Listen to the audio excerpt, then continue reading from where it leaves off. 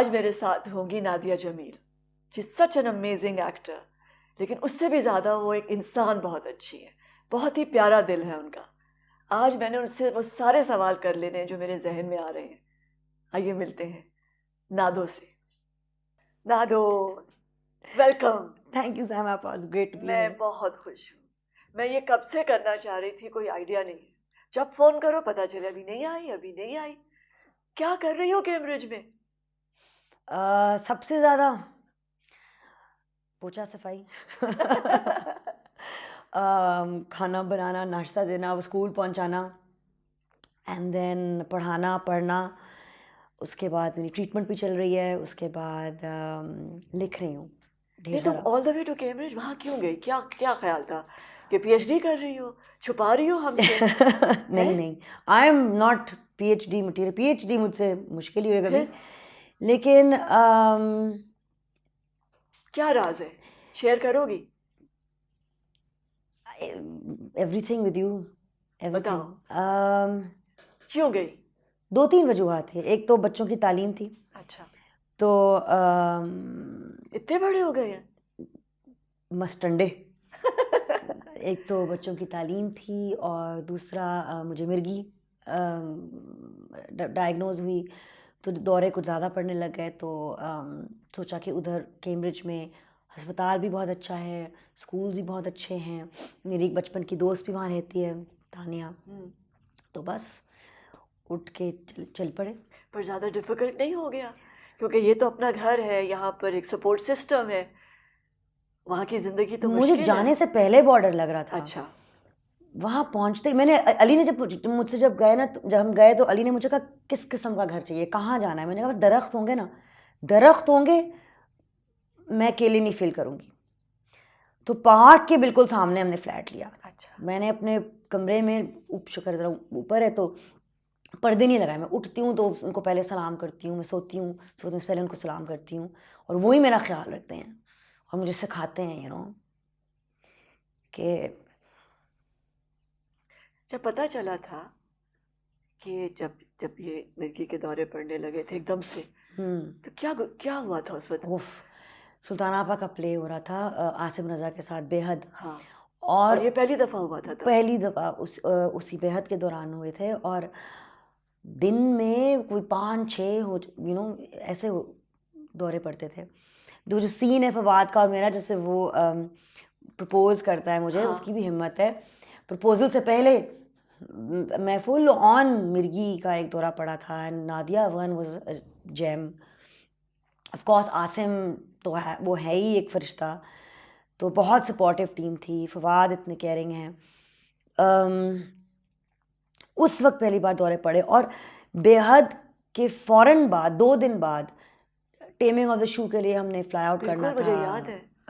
London का जो हमारा टूर था, तो वो शुक्र है ग्लो पे परफॉर्मेंसेस हो गए, सब कुछ हो गया। जब टूर आगे गया तो पता नहीं कौन सी परफॉर्मेंस में, मैं परफॉर्मेंस के बीच में थी, एंड आई न्यू कि अब होने वाला है। और मैं सीन के बीच में आई वॉकड आउट, और वो मेरी एक जो अंडरस्टडी होती है मारिया, शी टुक ओवर, और हर 2 मिनट बाद दौड़ा, हर 2 मिनट बाद दौड़ा, हर 2 मिनट बाद दौड़ा।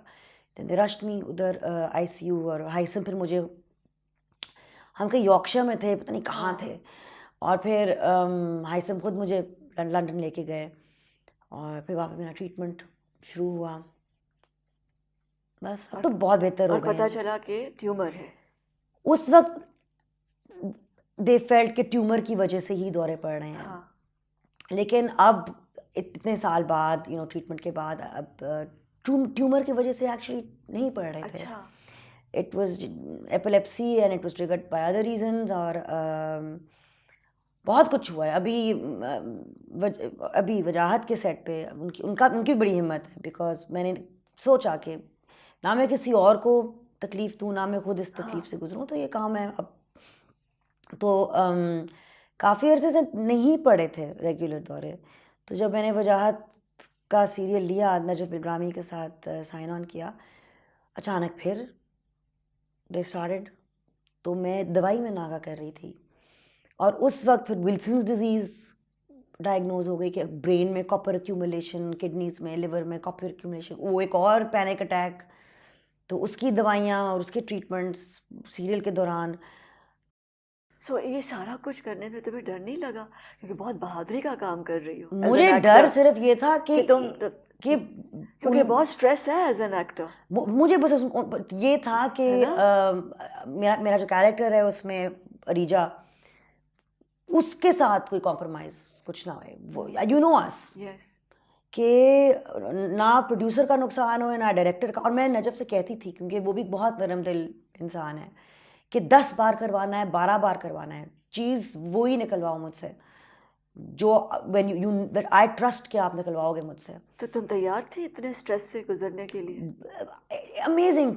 वो एक बार जब आपके साथ एक्टर सपोर्टिव है, डायरेक्टर सपोर्टिव है, आपको पता है सब एक कून है, टीम डीओपीज, लाइट साउंड पे एवरीबडी जो खाना दे रहे हैं, चाय दे रहे हैं, वो सब आपका ख्याल रख रहे हैं।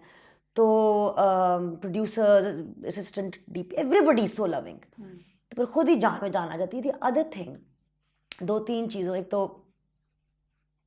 बिल्कुल पुशेस यू थ्रू एवरीथिंग। हाँ ईमान है तो सब कुछ है, हाँ, वो हिम्मत भी देता है, सब कुछ। बिल्कुल। फिर आई स्टार्टेड मेडिटेशन, योगा। उससे काफ़ी फ़र्क पड़ा। बॉक्सिंग से मेरी ज़िंदगी बदल गई। बॉक्सिंग से मेरी ज़िंदगी बदल गई।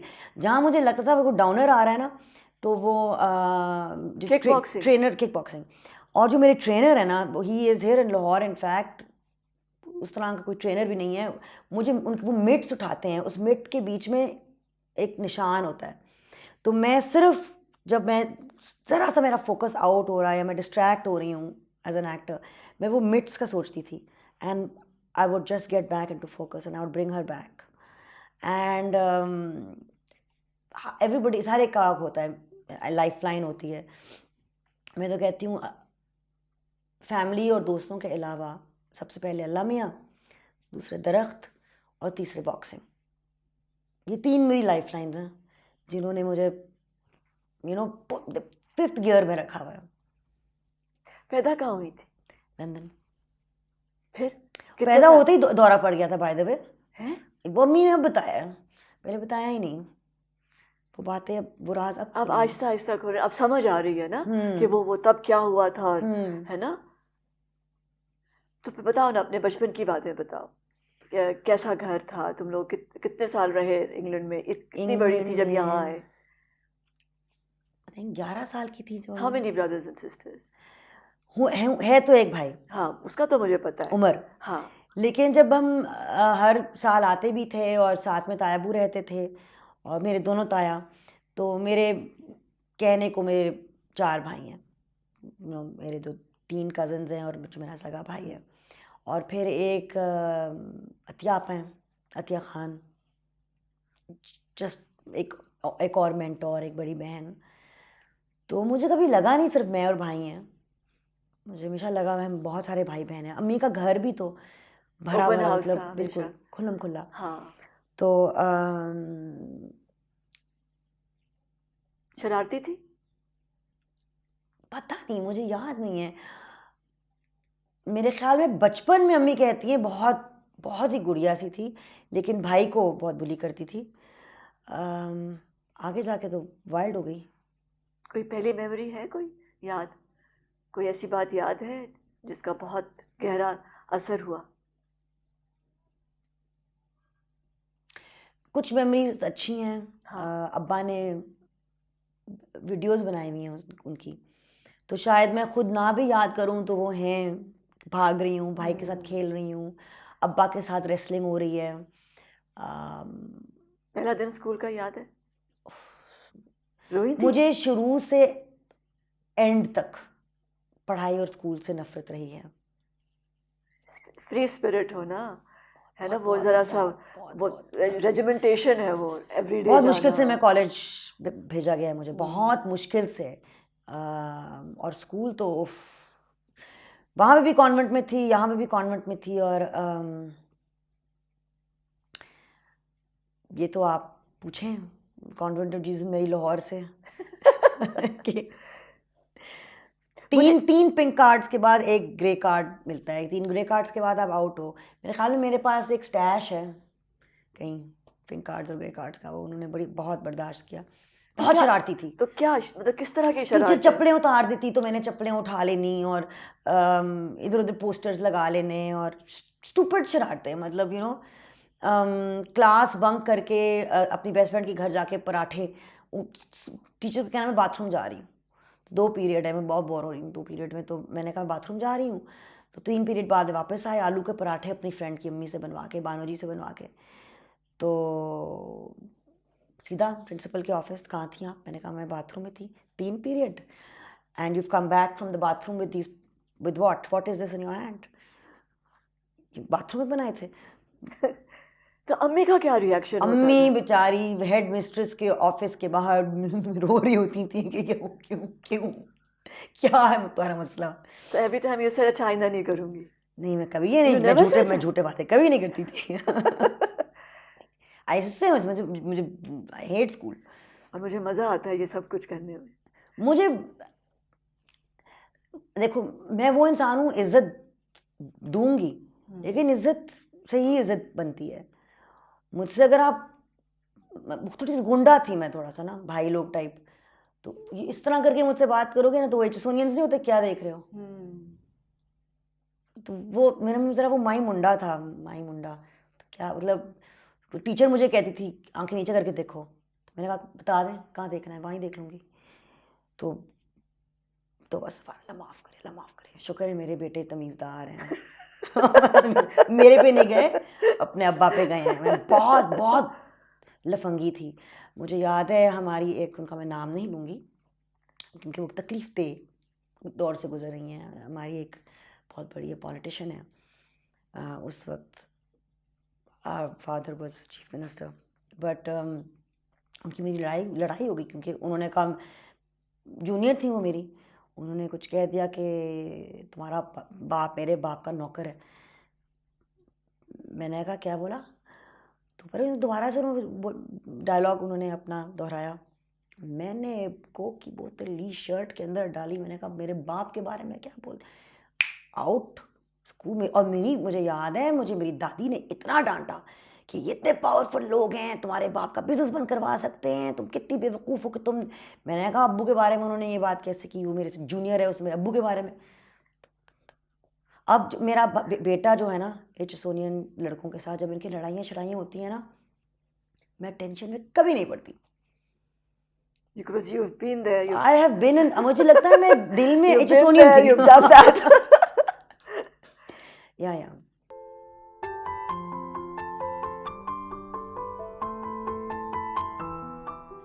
मैं बहुत मुझे लोगों से बहुत डर लगता है।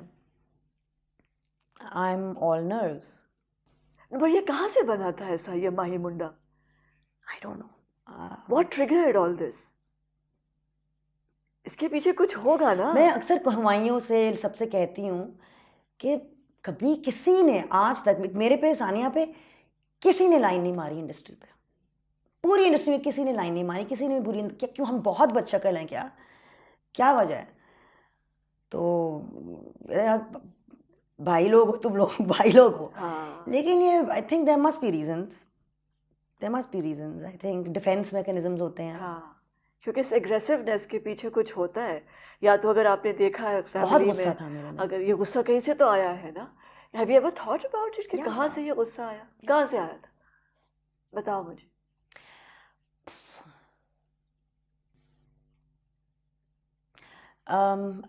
मतलब छुपी ढकी बात नहीं है, मैंने बात पहले भी की है इसके बारे में, और इसीलिए मैं, मेरे ख्याल में बच्चों के साथ काम भी बहुत करती हूँ।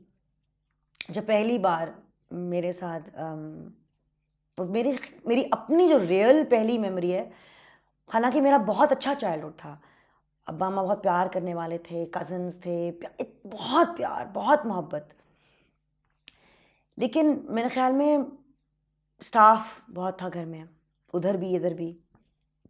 और मैं 4 साल की थी जब पहली बार, मैं छोटी सी थी, मुझे वो इमेज अच्छी तरह याद है कि मैं एक छोटी सी जिसमें गुड़िया होती है, और इतना लंबा एक वो ड्राइवर था, और he put me in his lap, and जो मेरे ख्याल में मैं उन्हीं मेरे साथ बचपन में जो एक्सपीरियंसेस हुए हैं उनके साथ मैं बहुत डिटैच्ड होके, अच्छा। क्योंकि मुझे लगता ही नहीं है कि वो मैं हूँ, ना ही उस बच्ची पे मुझे तरस आता है। कभी किसी बच्ची पे किसी बच्चे के साथ कुछ होए, I will be number one. मतलब आपको पता है हाँ, बच्चे मेरे लिए क्या चीज़ हैं। लेकिन जब मैं अपने बचपन को याद करती हूँ तो इट्स लाइक अच्छा गुजरो, बस आगे निकलो आगे निकलो। और इतने लोगों की, और यही होता है ना। और मैंने ये देखा है हमारे बैकग्राउंड में ये ज़्यादा होता है, चुप रहो, सबके साथ होता है, सबके साथ होता है, चुप रहो चुप रहो। लेकिन जब आप चुप रहते हैं तो फिर बार बार होता है, और जब बार बार होता है तो एक आदत सी पड़ जाती है कि आप एक फैसला एक कर लेते हैं कि तशद्दुद या बदतमीज़ी या बेइज्जती जायज़ चीज़ है, ये तो होनी है, और ये तो मर्द की तरफ से होनी है, ज़ाहिरी बात है। तो मेरे ख्याल में एक वो माई मुंडा जो था इसलिए भी पैदा हुआ कि अगर मैं लड़की की तरह एक्ट ही नहीं करूँगी तो हो सकता है मुझे कोई तंग नहीं करेगा, मुझे वरना ये सर्वाइवल इंस्टिंक्ट है ना। हाँ। और सच्ची बात ये थी जो कि बहुत कम लोगों को शायद पता हो, मेरे ख्याल में आपको शुरू से पता है ये बात मेरे बारे में, बिकॉज आप चीज़ें देख लेती हैं। मुझे लोगों से बहुत डर लगता है। I am all nerves. कम लोग, वन ऑन वन, कम दोस्तियाँ, सच्ची तगड़ी, और एतबार मेरे लिए बहुत बड़ी एक चीज़ है अब। और मुझे अब जाके एहसास हुआ है कि मैंने अपने आप पे कभी एतबार नहीं किया। मैं एक ख्वाब देखती थी समीना आपा, तुम अपने आप को ब्लेम करती थी? मैं एक ख्वाब देखती थी कि एक 4 साल की नादिया है और वो वेट कर रही है कॉलेज के दरवाज़ों के बाहर, जो मेरा अमेरिका का कॉलेज था, और लोग गुजर रहे हैं अंदर बाहर, वो डरी हुई है कि मेरा हाथ आके कोई पकड़े, मुझे पिक करने क्यों नहीं कोई आ रहा। और मुझे अक्सर ये ख्वाब आती थी।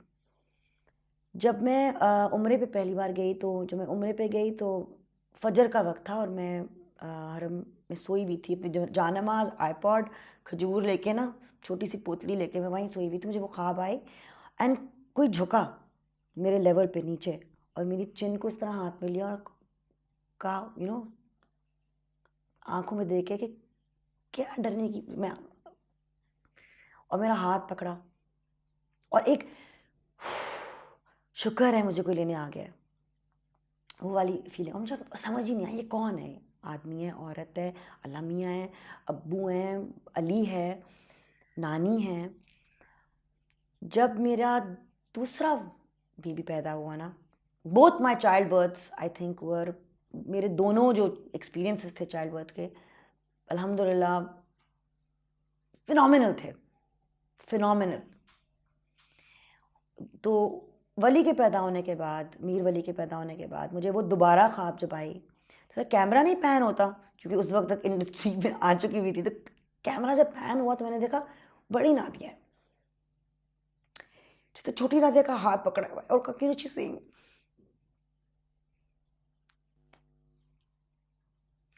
एंड मैंने जब गई हूँ ना यहाँ से, तो खामोशी थी, कैमरे में सन्नाटा था, लोगों का हबड़ दबड़ नहीं था, मुझे प्रोटेक्ट करने वाला सिर्फ मैं थी, और बाहर दरख्त थे, और मैं दरख्तों को देखती थी कि देखो कितनी सर्दी है, बर्फ़ पड़ रही है, अब इनके पत्ते झड़ गए हैं, अब इनका फल सारा गिर गया है, अब इनकी ट्विग्स गिर गई हैं, नंगे हो गए हैं, लेकिन ये खड़े हुए हैं, जड़ें उनकी उसी तरह ज़मीन में इतनी डीप रूटेड हैं, और वो चूंटियों को, गुलहरियों को, चिड़ियों को, मकड़ों को उसी तरह वो घर हैं, ममता दे रही हैं, ऑक्सीजन दे रही हैं। मेरे 2 बेटे हैं यहाँ पे लाहौर में, 2 बेटे हैं वहाँ पे मेरे साथ। मैं एक माँ हूँ और मैंने कितने बच्चों का ख्याल रखना है।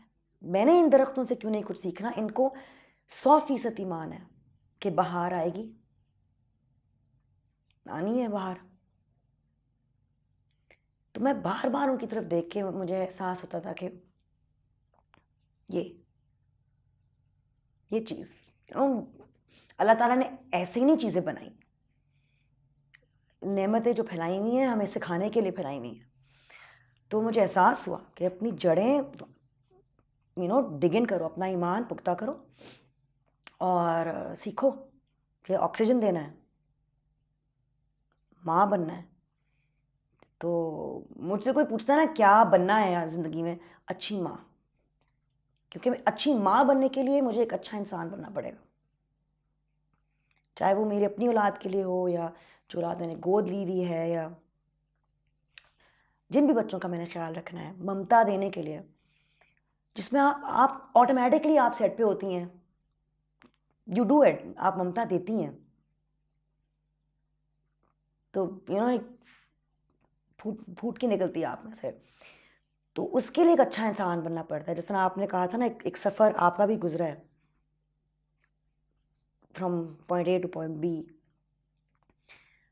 तुम बस तुम्हें ये ख्याल कब आया कि जो कुछ हुआ है तुम्हारे साथ वो तुम्हें बोलना है, लोगों को बताना है?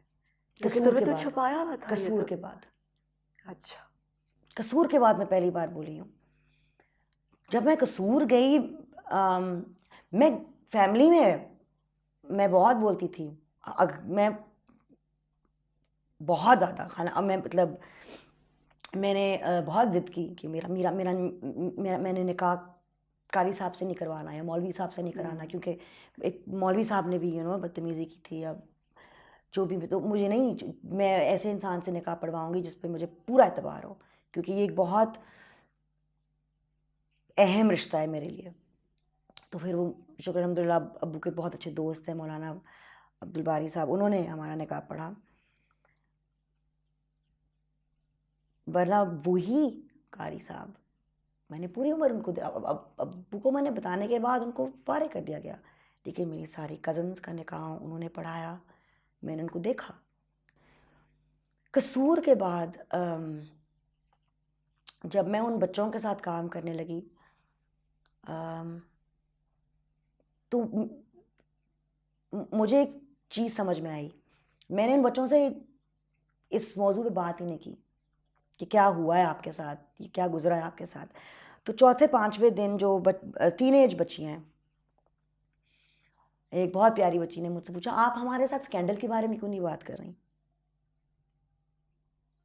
मैंने कहा कौन सा स्कैंडल? कहते पूरा मीडिया स्कैंडल के बारे में बात कर रहा है। मैंने कहा स्कैंडल लफ्ज़ का मतलब आता है? मैंने कहा कौन सा स्कैंडल हुआ है? कोई स्कैंडल नहीं हुआ आपके साथ। कहते हैं हम तो मुंह छुपाए फिर रहे हैं, हमारे पूरे कुनबे का नाम ख़राब हो गया है स्कैंडल की वजह से। मैंने कहा अव्वल तो एक चीज़ याद रखो, वो सिर्फ बच्चियाँ थीं उस क्लासरूम में, आपने कुछ नहीं किया। जो शर्मिंदगी है वो जिसने किया है उसके और उसके अल्लाह के बीच में, वो उसकी है और वो अल्लाह जानता है। ना आपकी इज्जत पे कोई आना चाहिए, ना आपने कुछ किया। और ये बात तो पहले समझ लो। दूसरी चीज़ मैंने अपना बताया, मैंने कहा मैं उन बातों के बारे में नहीं सोचती, मैं नहीं याद रखती। ये नहीं कि मेरे में खौफ नहीं है, खौफ है मेरे में, लेकिन मेरे में शर्मिंदगी नहीं है, क्योंकि मैंने कोई गुनाह नहीं किया और मैं शर्मिंदा भी नहीं हूँ। ना ये कोई छुपाने ढकने वाली बात है, क्योंकि मैंने गुनाह नहीं किया। बल्कि मुझे एक तरह से, मैं अपने बेटों को भी कहती हूँ, अगर कोई कहेगा तो फ़ख्र महसूस करो कि मेरी माँ विक्टिम नहीं है, मेरी माँ सर्वाइवर है। वो दरख्त है, 100 तूफ़ान आएंगे तोड़ने की कोशिश करेंगे, मेरी माँ नहीं टूटेगी, वो घर बनी रहेगी। तो मैंने यही उन बच्चों को कहा। मैंने कहा आगे का सोचो, आगे क्या करना है, क्या बनना है, क्या पढ़ना है, खेलो। मैं जंपिंग कासल लेके जाती थी, मैं सोचती थी कि सिर्फ जो छोटे बच्चे हैं सिर्फ वो इस्तेमाल करें। यकीन करें वो जंपिंग, मरियम माने का एज अ एंजल, वो मुझे बार बार देती थी वो जंपिंग कासल्स, क्योंकि वो टीनेजर्स जंप कर करके तोड़ देते थे। इतना उनमें वो था। और इसलिए शायद बॉक्सिंग की वजह से मुझे बॉक्सिंग का बहुत शौक है। शुरू में तो बस एनर्जी और गुस्सा निकलता था, अब गुस्सा नहीं निकलता, अब गुस्सा है ही नहीं, अब फोकस आता है।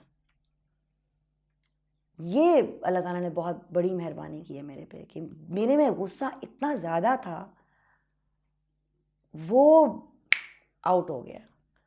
और अगर कोई कहे कि अब आपका लाइफ में एम्बिशन क्या है, मेरा यही एम्बिशन है कि वो कभी वापस ना आए। वो गुस्सा कभी वो गुस्सा कभी वापस ना आए, अपने आप को नीवे रखूं, दरख्त बनी रहूं, किसी तरह चीज़ें सीखूं। क्योंकि बहुत हिम्मत वाला काम है ये कि आप खुद भी तो हर्ट हैं, और आपका एंगर भी है, और आप फिर बच्चों के पास जाओ और जिनके साथ ये सब कुछ हुआ हुआ है, and you are going to relive the pain. ये मैंने सोचा नहीं उस वक्त। मेरे ख्याल में उन बच्चों के साथ, चाहे वो जोसेफ कॉलोनी के बच्चे थे, चाहे वो किसी किस्म के भी बच्चे पे किसी किस्म की भी तशद्दुद गुजरी हो, जब मैं एक गमज़दा बच्चा देखती थी और उसको मैं खुशी दे सकती थी, या उसको मैं तसल्ली दे सकती थी, या उसको मैं सेल्फ कॉन्फिडेंस, खुद एतमादी दे सकती थी, तब मेरा 100 शेर खून बढ़ता था। You could identify with the pain. अब मुझे वो समझ आता है। आप समझ आते हैं। मैं कोई इतनी ख़ास चीज़ नहीं हूँ, मैं उन बच्चों का इस्तेमाल कर रही थी, मैं अपने आप को खुद एतमादी दे रही थी, जब ये मेरे में कोई इतनी बड़ी चीज़ नहीं है। और मैंने ईदी साहब से बहुत कुछ सीखा, बहुत कुछ। क्योंकि मैंने उनसे पूछा एक बार, मैंने कहा ईदी साहब थकते नहीं हैं आप? रोज़ होता है ये, रोज़ होता है ये, आपको पता है ये होते ही रहना है, आपके जाने के बाद भी ये होता रहेगा। बहुत कम लफ्ज़ों के आदमी थे वो। कुदरत है बस। जब ये है ही कुदरत, जब वायलेंस, अजाब, गुस्सा कुदरत का एक हिस्सा है, इंसानों में भी है, कुदरत में है, हर चीज़ में है, जानवरों में है। और फिर मसीहा भी है, और इसीलिए मसीहा है क्योंकि वो नेचर को पता है, कुदरत को पता है कि फिर मसीहा ही चाहिए होगी।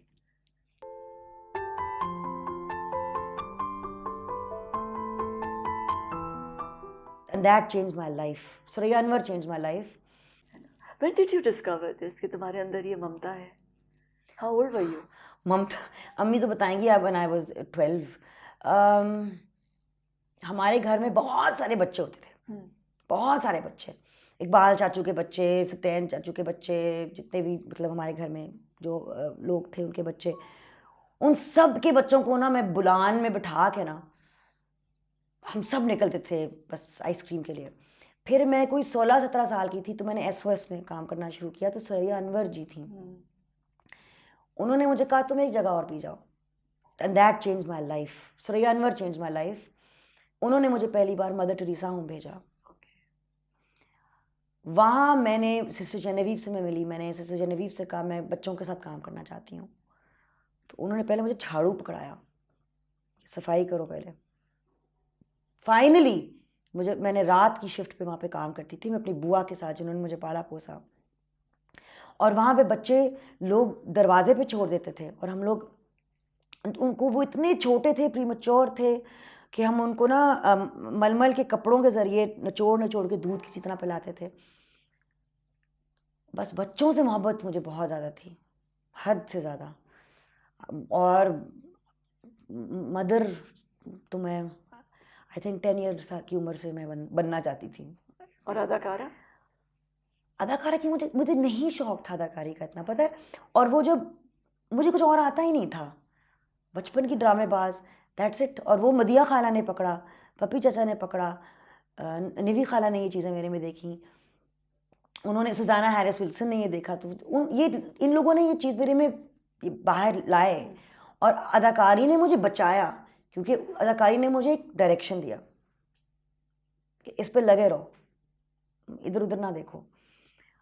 तो जब मेरा टर्निंग पॉइंट मुझे समझ आया कि मैं एक्चुअली क्या चीज़ हूँ, जब मैं यश अंकल से मिली, यश चोपड़ा से, और वीर ज़ारा उस वक्त होने वाला था, और वो सारी सब कुछ हो रहा था। एंड आई जस्ट रियलाइज कि अम्मी मुझे उस वक्त कह रही थी कि मैं साथ चली जाऊंगी। उस वक्त राके 2 महीने का था। मैं राके का ख्याल रख लूँगी, मैं साथ चली जाऊंगी। लेकिन उस वक्त एक क्रॉस रोड आया जब मुझे समझ में आई, अगर मैं इस तरफ चली गई और ये लत लग गई, ये चस्का लग गया मुझे, तो ये इतना सा है, ये इतना सा है। और मैं कैसी माँ बनना चाहती हूँ उस वक्त, तो अदाकारी और माँ तो चॉइस ही कोई नहीं था। तो मैं एक इंतहाई निकम्मी अदाकारा हूँ, बगैर एम्बिशन के, बगैर किसी उसके, मतलब कहता ना कि क्या लग गया, तुक्का लग गया, तुक्के पे ही चलती जा रही हूँ। तुक्के से ही अच्छे अच्छे लोगों के साथ काम मिलता जा रहा है। तो तुम नहीं समझते हो कि अदाकारी में भी एक ममता होती है? ये एक्सटेंशन है ना, उसमें भी वो सब कुछ तो हम डालते हैं, अपना प्यार, उसको नर्चर करते हैं उस कैरेक्टर को। बिल्कुल कभी देखा है इस तरह बिल्कुल। कि you are actually never extending? Seen it like that. हाँ, सोचा नहीं कैन मैंने यू इसे। इमेजिन कितना नर्चर करते हैं ना उस कैरेक्टर को, बिल्कुल है ना? बिल्कुल। उसके लिए आंसू बहाते हैं, उसके लिए रोते हैं, उसके लिए हंसते हैं, और वही होती उसी है, गोद में उठाए उठाए फिरते उसी रहते को हैं। वही होती है उस वक्त, वही होती है। मुझे कभी कोई कहता है आप क्या सोच के रोती हैं, मैं होती नहीं हूँ उस है वक्त। ना? माँ भी तो नहीं होती ना, फिर माँ बस की बिल्कुल ममता होती है बस। बिल्कुल। और मुझे इसी ये जो वजाहत का ये सीरियल है, मैंने फैसला कर लिया था मैंने नहीं काम करना। मैं पढ़ना चाहती हूँ, पढ़ाना चाहती हूँ, एक्टिंग भी पढ़ाना चाहती हूँ, बच्चे पढ़ रहे हैं, लिखना चाहती हूँ। मेरी बेस्ट फ्रेंड है एक आसमा वकार, वो वजाहत को बहुत अच्छी तरह जानती हैं। उन्होंने कहा एक बार वजाहत भाई से बात कर लो। मैंने कहा ठीक है। वजाहत साहब वो भी कम लफ्ज़ों के आदमी हैं। हाँ, उन्होंने कहा जी आप स्क्रिप्ट पढ़ लें, आपको पसंद आए कर लें, नहीं आया तो। मैंने पहली किस्त पढ़ी, हालांकि उन्होंने मुझे पूरी 26 किस्तें, जितनी भी किस्तें थी उन्होंने भेजी।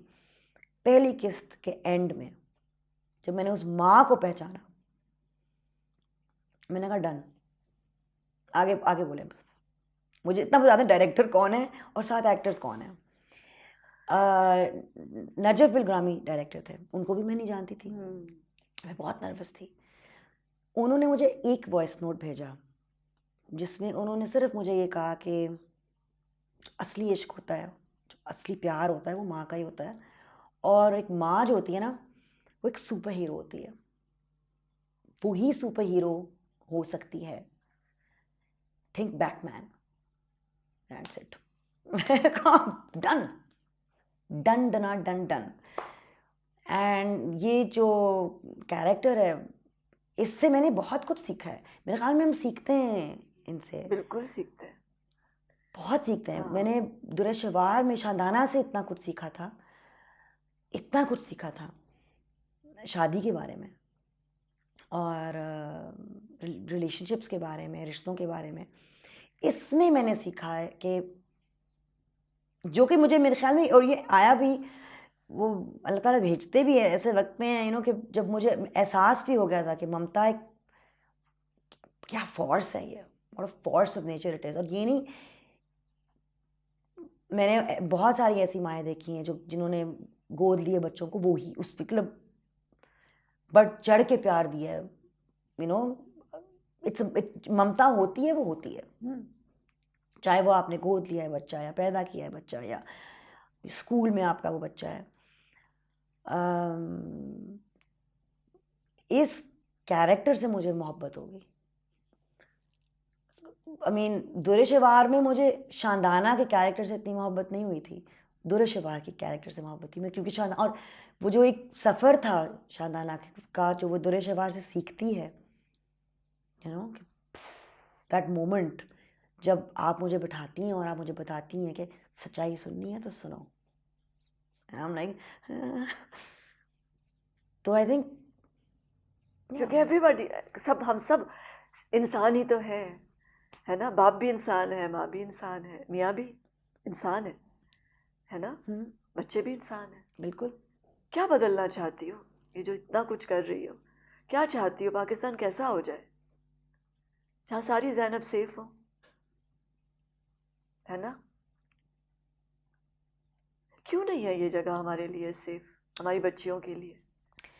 इसका एंड कोई नहीं है, सिर्फ पाकिस्तान नहीं है। हाँ। अभी लंदन में 2 हफ्ते का बच्चा, 2 हफ्ते का बच्चा, अब जाहिर बात है 2 हफ्ते का बच्चा तो फौत ही होना है ना उसके बाद। मैंने जो सबसे छोटा बच्चा दफनाया है 3 महीने का।